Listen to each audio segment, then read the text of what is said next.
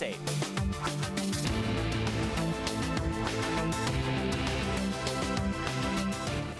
And we are going to start this hour with breaking news. Several migrants are detained this morning. Border Patrol agents say they crossed the Tijuana River into the United States. So you see this in the video here. It all happened just after 4 a.m. not too long ago. It's still not clear how many people were detained here, and we have reached out to Border Patrol to get some more information. But as you can see from this video here, there are several men and women. We will update you as soon as we get those details into our newsroom.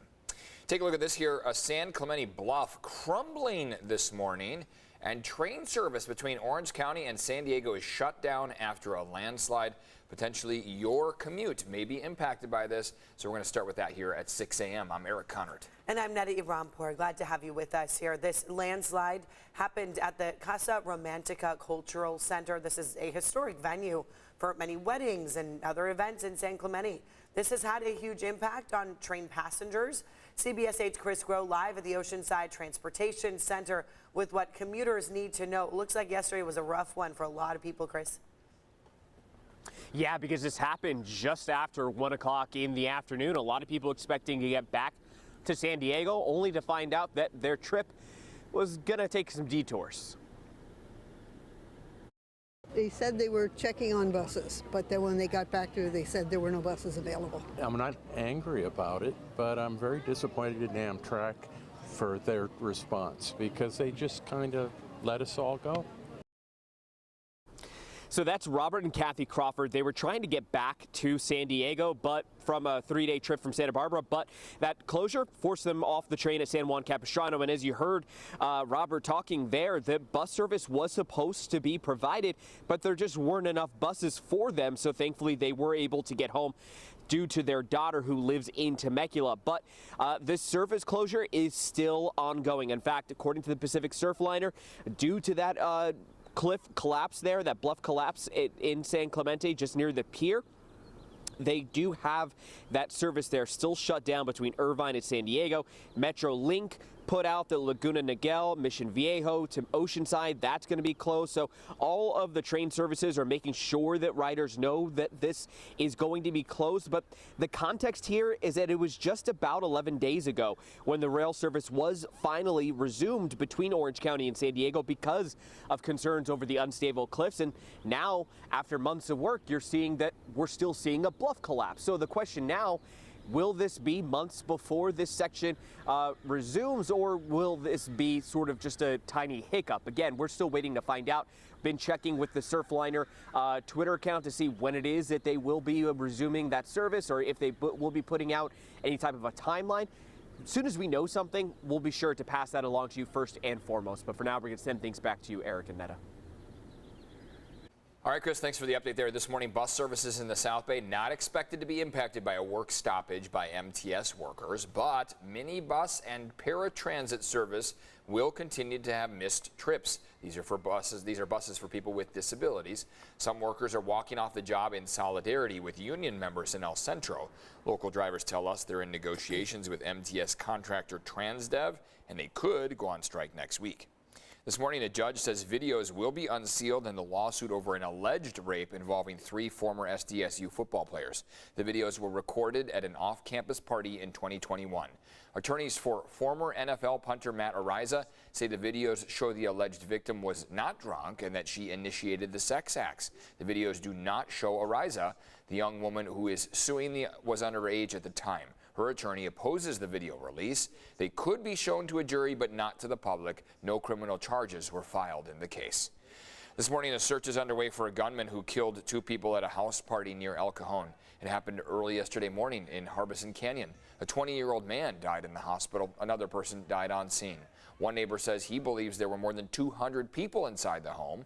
We found it listed as a vacation rental, but it's unclear if it was booked that night. No word on a motive. Call Crime Stoppers if you have any information.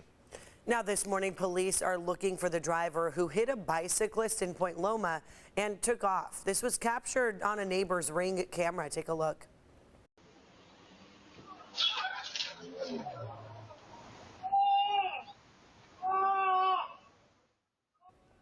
Yeah, those screams are from the bicyclist after he was injured. This was on April 20th on Catalina Boulevard.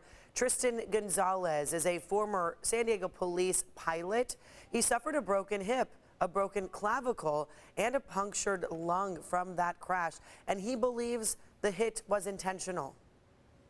Has he done this before? And maybe this is like, built something in him like, okay, now he's got a little more courage and confidence. He just got away with this. And he needs to be caught.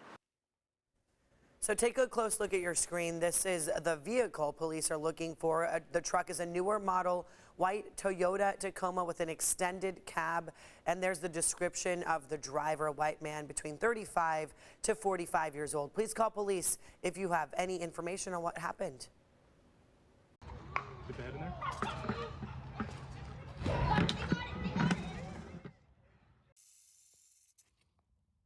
They got it. There you go. That's a rattlesnake being captured on a playground. This in Santee. As the weather is getting warmer now, snakes are coming out of their hiding spots and they're in search of food. Ooh, but at a playground, imagine wranglers do say, if you see one, give them a call. So many men and people want to come out there and say, hey, let me just chop the head off. And what happens is that incident results into a bite. Yeah, that could make a rattlesnake really unhappy if you attempt that. So wranglers will relocate the snakes into remote areas, hopefully very far away from any playgrounds. No kidding, yeah. Best to leave that up to the pros, in my opinion. This morning, San Diego's city attorney taking legal action over the Cajon, California theater here. Officials say the theater is structurally unsound and a danger to people even walking by. A lawsuit has been filed against its owner now. The city attorney's office wants the building to be declared a public nuisance and abate the property. If the owner does nothing, the city could take further action.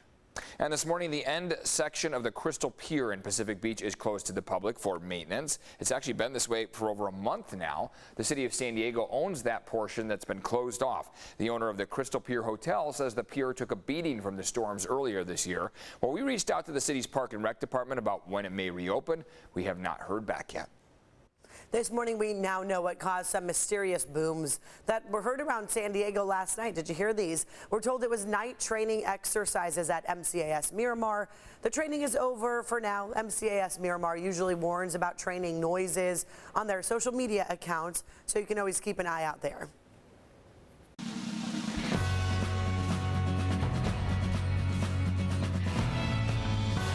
I got 20 of my closest friends, 25 more of our second closest friends, and we're gonna have a great time. Go Padres, we're gonna support. I feel bad for those Giants, they might as well not even show up. Go Padres all the way, even to Mexico City. Yeah, some true fans right there. He has 55 people. He runs deep, that crew. Those are Padres fans at the Tijuana airport ahead of the historic series against the Giants in Mexico City. So we're just one day away now from game one, and the players are excited. Yeah, I mean, I've heard a lot about Mexico City. I've flown over it a couple times and seen how packed it is in there, seeing some of the bullfighting arenas and some of that stuff. I'm really interested to get down there. I know they're huge fans of baseball, so hopefully we can go down there and give them a good show. Oh, it's going to be a good show, all right. Tomorrow's game is at 3:05 p.m. And there's our crew, Shannon Handy, right there in Mexico City. Stay tuned to CBS 8 all weekend long. She's there, of course, with Jake Garriani as well. And Kenny McGregor, our photographer.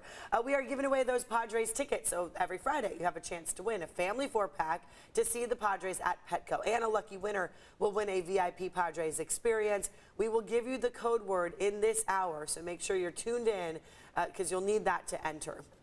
Awesome, a 4-pack of tickets. Yes. That's a hot commodity It right sure now is. with how the star power that the Padres have. And everyone Especially wants to those see. day games. Day games are fun So ones. fun. Comfortable. Well, with the weather that we've been having lately, this is perfect baseball It's weather. They need to get back home after this Mexico Yes. trip. Tell us all about it. Can start and then getting we those can watch tickets. it. Exactly. It's going to be a beautiful weekend. I know a lot of people along the coast are expected to head into the water, maybe brave it. 60 degrees out there is the water temperature, but we know that it does tend to cool us down, especially when you have the sun beaming down on you. Remember to keep the sunscreen sunscreen on application constantly because you are going to need it. UV index is very high, not only for today, but for tomorrow when our temperatures peak. Today, we're looking at highs in the upper 60s, a couple low 70s out there along the water, 78 into the low 80s as you head inland. Marine layer, very dense right now, pulling back steadily as we head through the morning. Visibility, you can see where we're running into trouble. Miramar less than a mile right now. So if you're driving out there, remember to slow your speed down if you're having trouble seeing too far in front of you. El Cajon, 1.3 miles. Same situation in Carlsbad. Fallbrook is at less than about a third of a mile. So there are some spots where we're doing all right, but most spots are quite socked in, similar to this view from La Jolla facing east. Sunrise 6:05, which means it was technically 5 minutes ago. However, we're still going to hold on to these cloudy skies for quite a while, and then we will slowly start to see these clouds pull back by the time we get to about 8, 9, 10 a.m. From 11 through, I'd say 5, 6 p.m., we're going to have plenty of sunshine with us and warm temperatures too. 71 tomorrow afternoon along the coast. We start cooling down into Sunday as a trough moves in. That's when clouds are going to start to really rebuild in the morning, and that will continue for days moving into the beginning of next week. And then we set our sights on the middle of next week where we start to run into a small chance, but a chance nonetheless, of some wet weather. We'll jump into that in closer detail in just a few minutes. Now time for traffic. Here's a look at the border wait times from the CBP website. Right now we have a 135-minute wait for the general line at the San Ysidro Port of Entry. At the Otay Mesa Port of Entry, wait time right now is 80 minutes. For information on what our highways look like across San Diego County, you can head to cbs8.com/traffic. Ned and Eric, back to you.